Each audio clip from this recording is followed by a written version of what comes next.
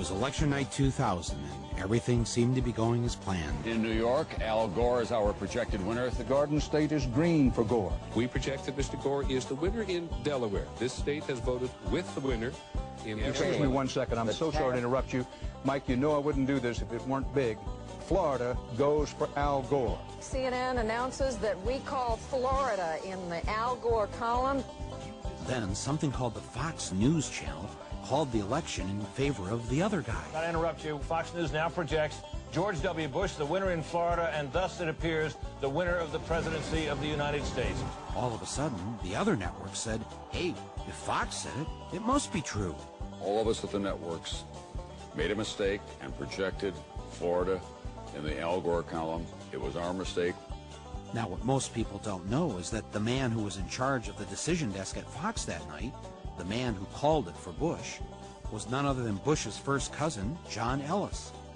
How does someone like Bush get away with something like this? Well, first, it helps if your brother is the governor of the state in question. You know something? We are going to win Florida. Mark my words. You can write it down.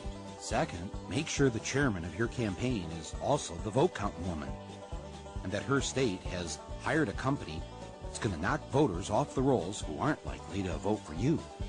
You can usually tell them by the color of their skin. Then make sure your side fights like it's life or death. I think all this talk about legitimacy is way overblown. And hope that the other side will just sit by and wait for the phone to ring. And even if numerous independent investigations prove that Gore got the most votes, if there was a statewide recount under every scenario, Gore won the election. It won't matter, just as long as all your daddy's friends on the Supreme Court vote the right way. While I strongly disagree with the court's decision, I accept it. What we need now is acceptance. We have a new president-elect. It turns out none of this was a dream. It's what really happened.